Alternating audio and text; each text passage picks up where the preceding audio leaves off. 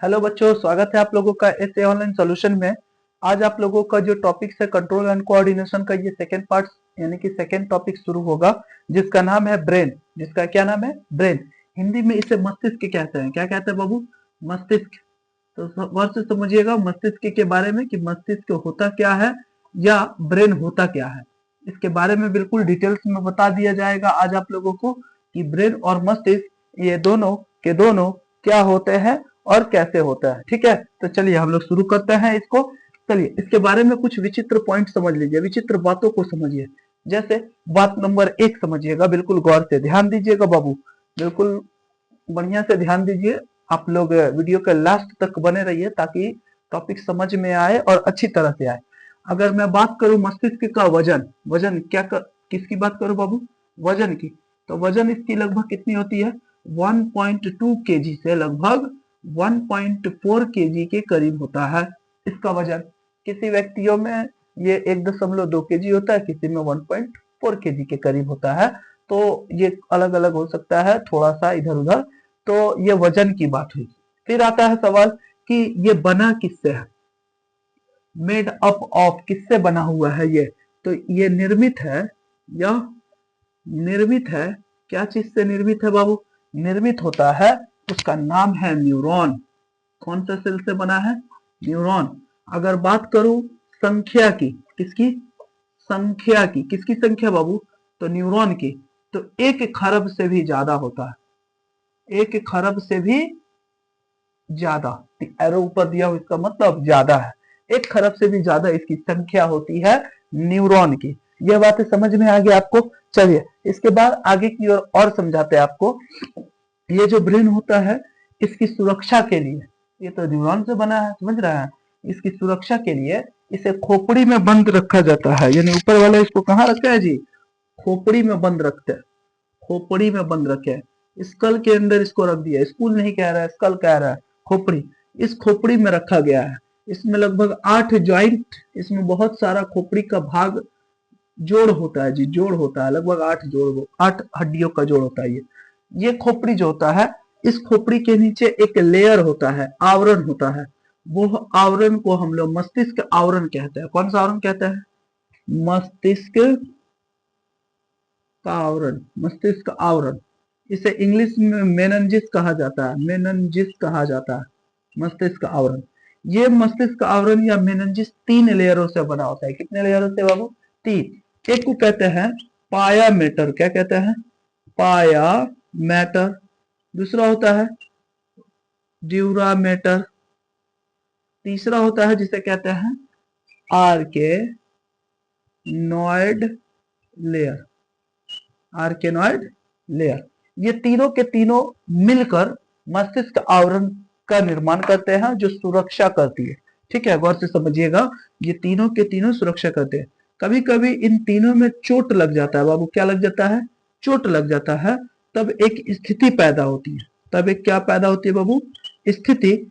यानी कि एक मतलब कंडीशन होगा, वो कंडीशन हो जाता है मेननजाइट्स।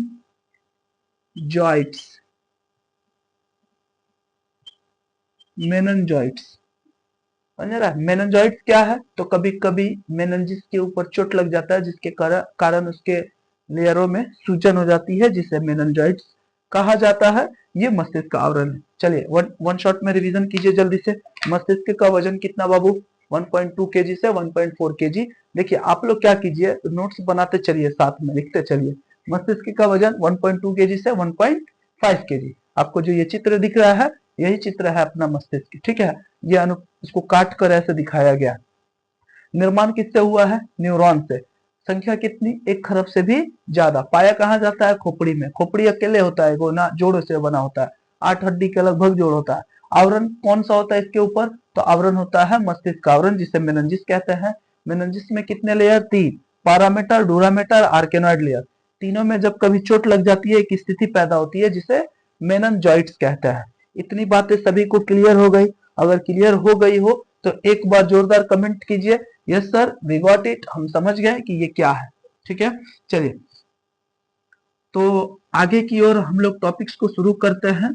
मतलब आगे की ओर अब हम लोग इसको शुरू करते हैं, समझने की कोशिश करते हैं कि मस्तिष्क क्या है, इसके कितने पार्ट्स है। अब पार्ट्स ऑफ ब्रेन की बात आई, इसके 3 पार्ट्स है बाबू। कितने पार्ट्स? 3 पार्ट्स। फर्स्ट पार्ट को कहते हैं अग्र मस्तिष्क। अग्र मस्तिष्क फॉर ब्रेन। देखिए आप लोग एक चीज जानते हैं, फॉर ब्रेन मतलब आगे की भाग, आगे आगे की भाग है, ठीक है, आगे की भाग है। देखिए ये फॉर ब्रेन के बारे में थोड़ा सा आप लोग डिटेल्स में पढ़ लीजिए, क्योंकि जब आप लोग पढ़ ही रहे हैं, जब नाम ही कर रहे हैं कि बायो पढ़ रहा हूं या पढ़ रही हूं, तो अच्छी तरह से पढ़िए, ठीक है। देखिए अग्र मस्तिष्क जो होता है, ये मस्तिष्क का सबसे आगे की भाग होता है, ठीक है। ये इसके 3 भाग होते हैं। इसके कितने भाग होता है? 3 भाग होता है। इस अग्र मस्तिष्क के भी 3 भाग। उन तीनों भाग के बारे में समझिएगा। एक होता है सेरिब्रम, सेरिब्रम। दूसरा होता है थैलमस, थैलमस। तीसरा होता है हाइपोथैलमस। क्या होता है बाबू? हाइपोथैलमस। ये 3 तरह की चीजें होती है, अग्र मस्तिष्क, सेरिब्रम, थैलमस, हाइपोथैलमस, ठीक है। तो गौर से समझिएगा। हम लोग 1 नंबर को डिटेल्स करेंगे, सेरिब्रम को। ये सेरिब्रम क्या होता है? इस सेरिब्रम की अगर बात की जाए कि सेरिब्रम जो होता है ये क्या होता है, तो देखिए सेरिब्रम जो होता है 2 टुकड़ों में मतलब की होता है। जैसे समझिए आप लोग अगर देखिएगा ना, तो सेरिब्रम यहाँ पे आप लोग को, तो वो देखिए गौर से समझिए, सेरिब्रम जो होता है ना, ब्रेन जो होता है, इस तरह लगभग दो गो भाग होता है। ऐसे नीचे से ये जुड़ा होता है। ब्रेन को अगर बिल्कुल ऊपर से देखा जाए ना, इस तरह 2 टुकड़ों में दिखेगा। एक होगा जिसे कहते हैं लेफ्ट हेमिस्फेयर। क्या कहते हैं उसे? Left hemisphere. यानी कि कुल मिलाकर सेरिब्रम सेमी हेमिस्फेयर से बना होता है, यानी हेमिस्फेयर से होता है। सेमी हेमिस्फेयर वाला होता है। इस सेमी हेमिस्फेयर का मतलब क्या हुआ? हेमिस्फेयर का मतलब क्या हुआ? 2। एक हो गया जिसे कहेंगे लेफ्ट, मतलब दाहिना। दूसरा हो गया जिसे कहेंगे राइट। दूसरा हो गया राइट, राइट हेमिस्फेयर कहिए, राइट हेमिस्फेयर। दूसरा हो गया लेफ्ट हेमिस्फेयर। देखिए अब बिल्कुल गौर से समझिएगा बाबू। देखिए लेफ्ट हेमिस्फेयर क्या करता है? हमारे दाहिने साइड को, देखिए लेफ्ट वाला जो है ना, अगर बात किया जाए लेफ्ट वाला ब्रेन को, तो लेफ्ट वाला ब्रेन राइट वाले ऑर्गन्स को कंट्रोल करेगा, राइट साइड के बॉडी पार्ट को। और राइट वाला ब्रेन जो है लेफ्ट वाले को, अगर कोई दाहिना हाथ से लिख रहा है, इसका मतलब उसका कौन सा ब्रेन, किस साइड वाला ब्रेन काम कर रहा है जी? दाहिना से लिख रहा है तो बाया वाला काम कर रहा है। बाया से लिख रहा है तो उसका ब्रेन का कौन सा भाग कंट्रोल उसको कर रहा है? दाया वाला कर रहा है। समझ रहा है ना बात? तो यही हम आपको बताना चाह रहे हैं कि ये क्या होता है, ठीक है। देखिए सेरिब्रम जो होता है ये भी एक लेयर से, मतलब कि बहुत पतली सी एक लेयर से मतलब कि कवर होता है, जिसे कहते हैं सेरिब्रल। सेरिब्रल का नाम सुने आप लोग? सेरिब्रल, इसे सेरिब्रल कॉर्टेक्स कहते हैं। क्या कहते हैं? Cerebral cortex. ये भी एक आवरण है सेरिब्रम का, सबसे ऊपरी बहुत पतला सा लेयर। अब मान लीजिए ना, प्याज देखे हैं, प्याज के ऊपर का छिलका छील लीजिएगा, उसके एक और छिलका पे देखिएगा एक पतला सा, बहुत पतला सा लेयर होता है। तो वो पतला सा लेयर को आप अलग सा लेयर कहिएगा ना, उसी तरह यहाँ पर है जी। सेरिब्रम के ऊपर एक पतली सी लेयर होती है जिसे सेरिबेरल कॉर्टेक्स कहते हैं। क्या कहते हैं बाबू? सेरिबेरल कॉर्टेक्स। आप कहिए, एक सवाल समझिएगा बाबू गौर से थोड़ा सा। मैं अभी आपको बताया हूं कि हेमिस्फेयर ऐसे 2 भागों में होता है, यही ना होता है। बीच में थोड़ा सा खाली सी जगह होती है ना जी, बिल्कुल थोड़ा सा खाली सा जगह ऐसा होगा। ये दोनों के दोनों को ज्वाइंट करने के लिए नीचे कुछ तो होगा। हाँ नीचे है जी। उस नीचे वाले पार्ट्स का नाम क्या होता है जो इसको कंट्रोल करता, मतलब कि ज्वाइंट करता है? तो उसे कॉर्पस कैलोजम कहते हैं। क्या कहते हैं? ज्वाइंट कौन करता है जी? ये दोनों को ज्वाइंट कौन करता है? तो इन दोनों को ज्वाइंट करता है कॉर्पस, कॉर्पस। देखिए मैं इसको ऐसे लिख रहा हूं जी, ताकि पता चलेगा कि इसी का एक ये क्या भाग है? भाग है कैलोजम, कैलोजम, कॉर्पस कैलोजम। यही दोनों को जोड़ के रखने का काम करता है। और ये सेरिब्रल जो होता है, ये सेरिब्रल कॉर्टेक्स ऊपर का एक पतला सा लेयर होता है। अगर बात करूं कि सेरिब्रम का कार्य, फंक्शंस ऑफ सेरिब्रम, तो इसका क्या काम होता है बाबू सेरिब्रम का?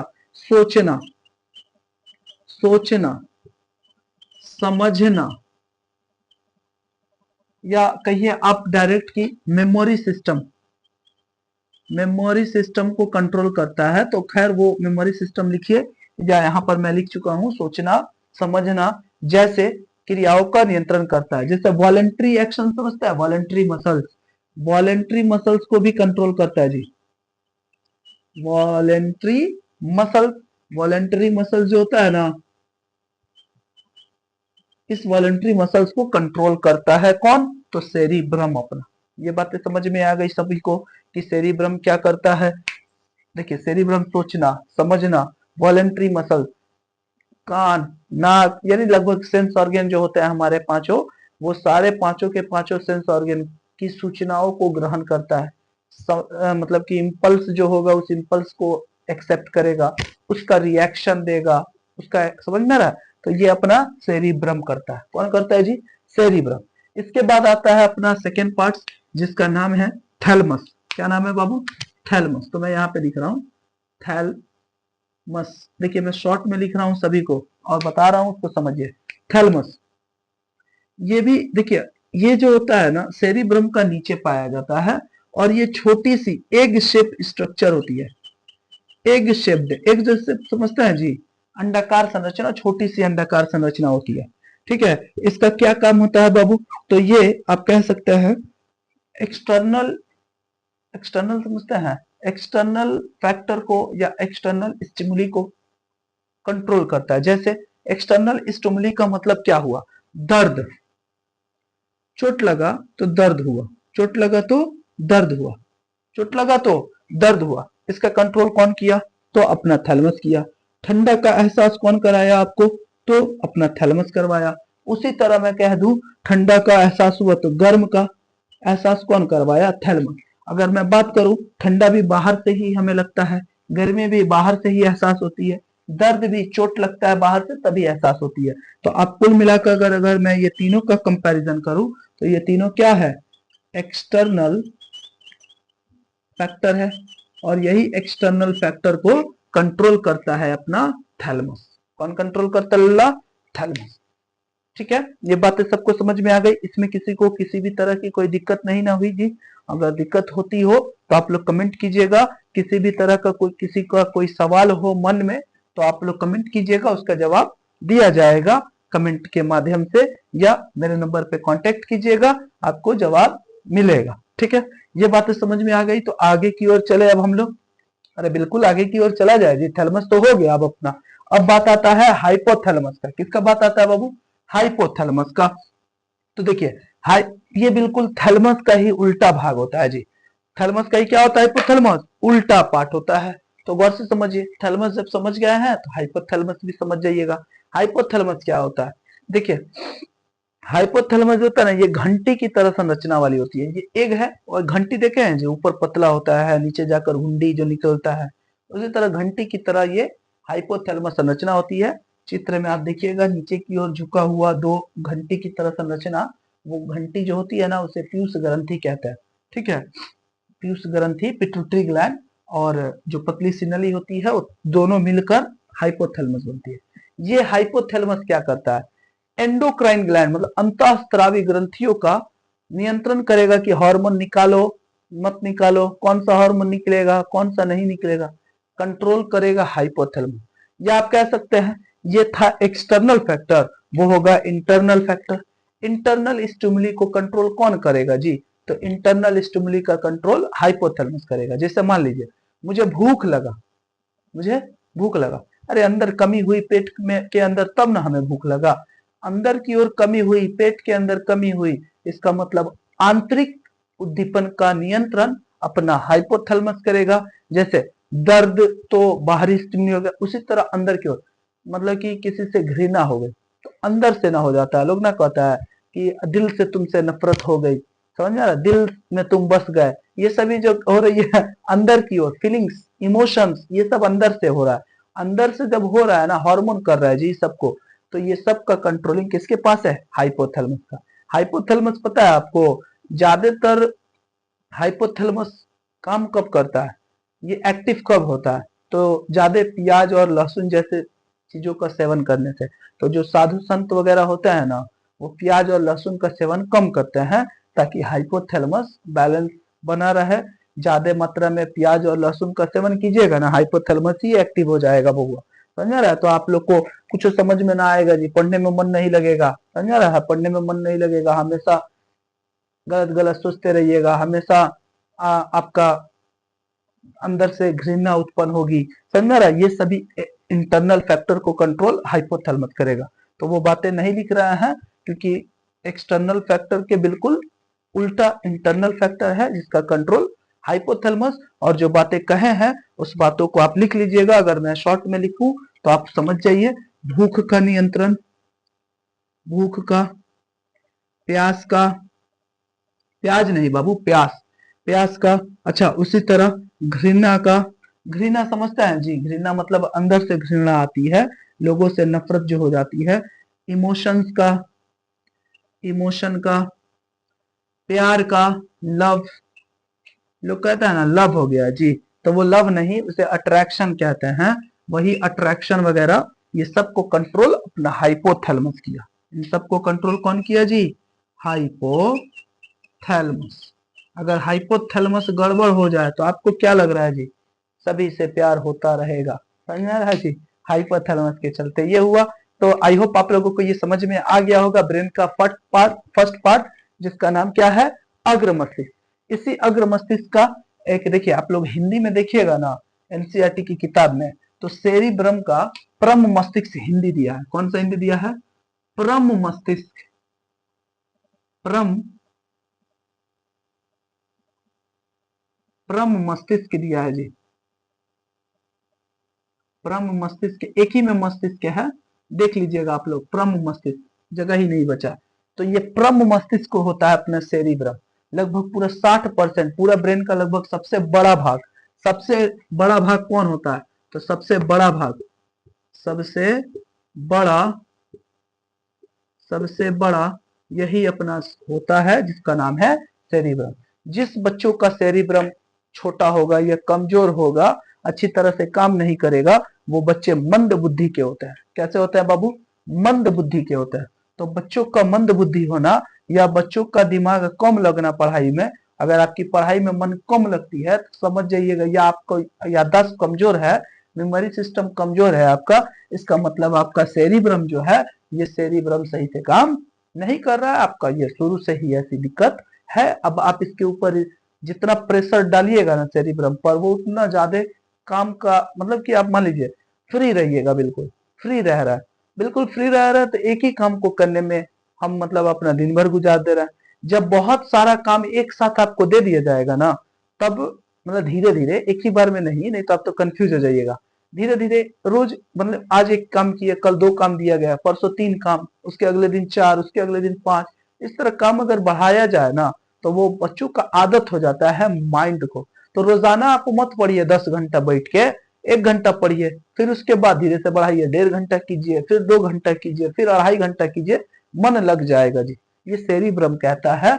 मैं साइंस की भाषा को ये बताया हूँ जी। मैं नहीं कह रहा हूँ कि आप देखिए, सभी का अपना अपना लाइफ है जी, वो आप लोग समझिए क्या कीजिएगा। वैसे आप लोगों को मैं हर बार बताता हूँ जी, क्या चीज कि मुसीबतें आती रहती है, उससे पीछे नहीं हटना है। आप अगर मोटिवेशन चाहिए, सबसे ज्यादा बड़ा मोटिवेशन, तो माँ बाप का चेहरा देखिए, वो आपकी मतलब जीत का इंतजार कर रहा है। नहीं तो कोई नहीं चाहता है कि आप जीते।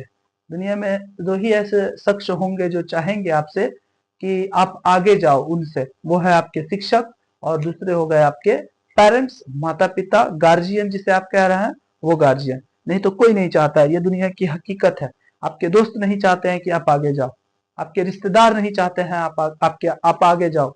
ये सभी चीजें जनरल हो गई है आजकल। ठीक है, तो आई होप आप लोग को ये अग्र मस्तिष्क समझ में आ गया होगा। तो आगे की ओर अब हम लोग समझते हैं दूसरे पार्ट का जिसका नाम है मिड ब्रेन। क्या नाम है बाबू? Mid brain.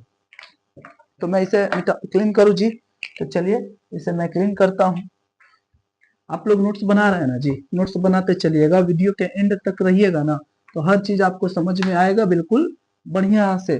ठीक है, चलिए फ्लो चार्ट बना रहा हूं ना जी, फ्लो चार्ट को भी देखिएगा, शॉर्टकट में याद रखिएगा।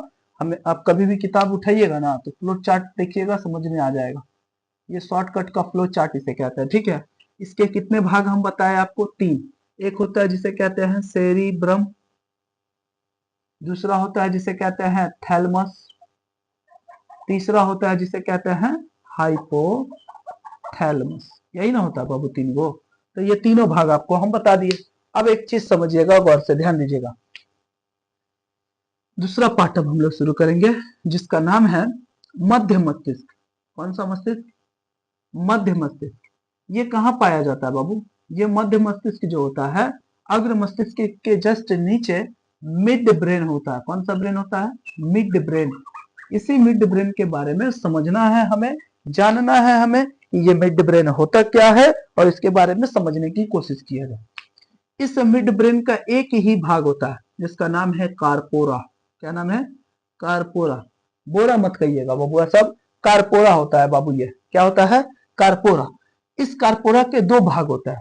ठीक है, एक होता है पिगमेंट ऊपर की भाग को, समझ रहा है? तो वो सब 11th 12th की बातें हो गई, तो 11th की बातें हो गई। बस मैं आपको ये बता देता हूं कि ये कारपोरा 2 क्रिया के लिए बहुत मशहूर है। एक है देखना, एक है देखना, और एक है सुनना। एक है सुनना, एक हो गया देखना और दूसरा हो गया सुनना। आप जैसे मान लीजिए, ये सुनना और देखना बुढ़ापे में जो होता है ना, कारपोरा सही तरह से काम नहीं करता है, तो उस स्थिति में आपको एक जरा दृष्टि दोष होती है। आप लोग पढ़े होंगे, फिजिक्स में आपको हम पढ़ाए हैं। ठीक है, वुमेन आई में, तो वहां पर हम आपको पढ़ाए हैं क्या चीज? जरा दृष्टि दोष के बारे में, कि देखने में बुढ़ापे में एक बीमारी हो जाती है। जनरल लोग ऐसे ही किताब वगैरह को नहीं पढ़ पाते हैं। रीजन क्या है कि कारपोरा एज के समय, जैसे एज एज एज बढ़ता है ना लोगों का, कारपोरा धीरे धीरे अपना काम करना कम कर देता है, जिसके चलते देखने में दिक्कत होती है लोगों को, सुनने में भी दिक्कत होती है। बूढ़े लोग को देखिएगा ना, ज्यादा सुनाई नहीं देता है, समझा रहा है जी? वो खैर अलग सी बात है। औरतों को देखिएगा ना, पता नहीं बुढ़ापे में ही ज्यादा सुनाई देता है। पास में ही बैठे बैठे सब बतिया लेती है, और हम लोगों को सुनाई नहीं देगा जी। बहुत बतियाती है सब पास पास में बैठ के। ठीक है, तो देखना और सुनने का कंट्रोल कौन करता है जी? कारपोरा करता है। इसमें किसी को किसी भी तरह का दिक्कत, ये बातें समझ में आ गई? ये अपना मिड ब्रेन है। यही 2 इसके मेन काम है मिड ब्रेन का। कहिएगा अच्छा, तीसरा नंबर जो पार्ट्स है, उस पार्ट का क्या नाम है बाबू? उस पार्ट्स का नाम है हिंड ब्रेन। हिंड ब्रेन समझता है जी? हिंड ब्रेन का मतलब होता है ना, हिंड ब्रेन का मतलब होता है क्या चीज? पश्चिम मस्तिष्क। इसे क्या कहते हैं हिंदी में? पश्चिम मस्तिष्क। पश्चिम मस्तिष्क है जी ये अपना, ये अपना पश्चिम मस्तिष्क है। तो गौर से समझिए, ये अपना पश्चिम मस्तिष्क के बारे में। और पश्चिम मस्तिष्क से जब आप ये समझ लीजिएगा, तो आपका ब्रेन टॉपिक्स जो है ये खत्म भी हो जाएगा जी। समझिए, भारी था जी? बिल्कुल भारी नहीं है। अगर देखा जाए तो बहुत आसान है। बस इसे समझ में आ जाना चाहिए बच्चों को। इसको बिल्कुल आप लोग देखिए, किसी भी चीज को पढ़िएगा ना, बिल्कुल मजे के साथ पढ़िए। मजे के साथ पढ़िएगा, वो आसान लगेगा। अगर उसको रटने की कोशिश कीजिएगा ना, भारी हो जाएगा जी धीरे धीरे। तो हिंद ब्रेन यानी कि पश्चिम मस्तिष्क, इसके बारे में आप लोग थोड़ा सा समझ लीजिए कि ये क्या होता है। देखिए, एक चीज समझिएगा कि हिंद ब्रेन जो होता है ना, इसमें 3 पार्ट होता है। कितने पार्ट होते हैं जी? 3 पार्ट होता है। ये 3 पार्ट, अच्छा ये पश्चिम मस्तिष्क के कहाँ होता है जी? देखिए, ये जो अपना स्पाइनल कॉर्ड आ रहा है ना, इस स्पाइनल कॉर्ड के जस्ट बिल्कुल पास में यहाँ पर यही अपना पश्चिम मस्तिष्क है, यानी मिड हिंड ब्रेन है। इस हिंड ब्रेन के बारे में आपको समझाना है, तो समझिए इसके 3 पार्ट्स को। वो तीनों पार्ट्स कौन कौन है? देखिए, सबसे पहला पार्ट्स होता है जिसे कहते हैं, ये था अपना सेरिब्रम, और वो होता है सेरिबेलम। सेरिबेलम। दूसरा क्या होता है? सेरिबेलम। अच्छा, इसका दूसरा क्या होता है? पोन्स। दूसरा क्या होता है बाबू? पोन्स। अच्छा, आप कहिएगा सर तो तीसरा क्या होता है? तीसरे को कहते हैं मेडुला ऑब्लंगाटा। Medulla oblongata. देखिए गौर से समझिएगा, यही 3 भाग होता है हिंड ब्रेन के, पश्च मस्तिष्क के। इन तीनों के काम को बाबू बिल्कुल गौर से समझिए। सेरिबेलम क्या है जी? देखिए मस्तिष्क के जस्ट उस साइड में आपको कोना में वो दिख रहा है जी, गोल संरचना पीछे की तरफ देखिए, और वो जो पत्ते की तरह दिखता होगा उसके बीच बीच में, वही है अपना सेरिबेलम। इस सेरिबेलम का काम क्या हुआ जी? तो ये सेरिबेलम हमारे पेशीय ऊतक को नियंत्रित करता है। पेशीय ऊतकों को, पेशीय ऊतक समझते हैं? पेशीय ऊतकों में कोऑर्डिनेशन, पेशीय ऊतकों में कोऑर्डिनेशन कौन बना के रखा है? तो अपना यही बना के रखा है सेरिबेलम। फिर से बैलेंस कौन किया है? शरीर का बैलेंस्ड कौन रखा है? बैलेंस्ड कौन करके रखा है जी? तो बैलेंस्ड करके रखा है, अपने शरीर का संतुलन बना के रखा है यही सेरिबेलम। आई होप आप लोग को ये समझ में आ गया होगा कि ये क्या होता है सेरिबेलम। सेरिबेलम का काम है, मान लीजिए सर्कस देखे, सर्कस सर्कस सर्कस में देखिएगा ना, लड़की जो होती है ना वहां पे सर्कस दिखाने वाली, वो क्या होता है, रस्सी के ऊपर चलने लगती है। इसका मतलब उसका सेरिबेलम जो है ना वो इस तरह हो गया है कि वो रस्सी पर चल सकती है। आपका सेरिबेलम बचपन में सही नहीं था। ये सर क्या कह रहे हैं? बिल्कुल सही कह रहे हैं जी। इसीलिए ना आप साइकिल चलाने के टाइम में गिर जाते थे। जब ये सेरिबेलम को पता चल गया, हाँ साइकिल चलाना है मुझे और ऐसे चलाना है, सीख गए, तो आपका सेरिबेलम उसको स्थिर कर दिया, संतुलित रख दिया। समझ रहा है? तो सेरिबेलम का काम है बैलेंस करना, शरीर का बैलेंस बना के रखना, पेशीय ऊतकों में कोऑर्डिनेशन बनाना, कौन सा ऊतक कैसे कब काम करेगा ये सब देखरेख अपने सेरिबेलम भैया की है। और इसके जस्ट बाद अब आपका शुरू होता है, उसका नाम है पॉन्स। क्या नाम है?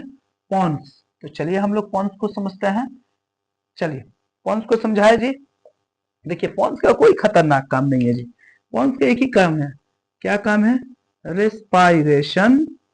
कौन सा? रेस्पायरेशन को कंट्रोल करना। रेस्पायरेशन को क्या करना जी? कंट्रोल करना।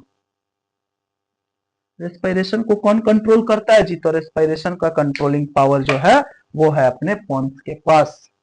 पॉन्स जो है यही रेस्पायरेशन को कंट्रोल करता है। सांस कितना आएगा, मतलब हवा कितना आना चाहिए, कितना निकलना चाहिए, या हवा कितना समय के अंतराल पर आएगा, ये सब श्वसन की क्रिया को पॉन्स कंट्रोल करता है। कौन कंट्रोल करता है बाबू? पॉन्स।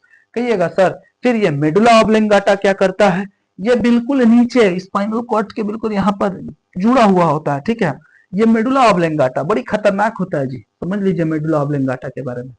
ये अब देखिए ये जो होता है ना, लार, लार समझते हैं? स्लाइवा, लार, उल्टी, वोमिटिंग, उल्टी आना, उल्टी का आना, ये लार का आना, उल्टी का आना मेडुला ऑब्लिंगाटा के ऊपर है। देखते ही खाना का लार निकलना, कौन कंट्रोल किया लार को? मेडुला ऑब्लिंगाटा। उल्टी होना कौन कंट्रोल कर रहा है? मेडुला ऑब्लिंगाटा। समझ में रहा है? मेडुला ऑब्लिंगाटा हार्ट बीट को भी कंट्रोल करता है। किसको कंट्रोल करता है? हार्ट बीट को भी कंट्रोल करता है मेडुला ऑब्लिंगाटा। साथ ही साथ मेडुला ऑब्लिंगाटा अनैच्छिक क्रिया, इनवॉलेंट्री एक्शंस को, अनैच्छिक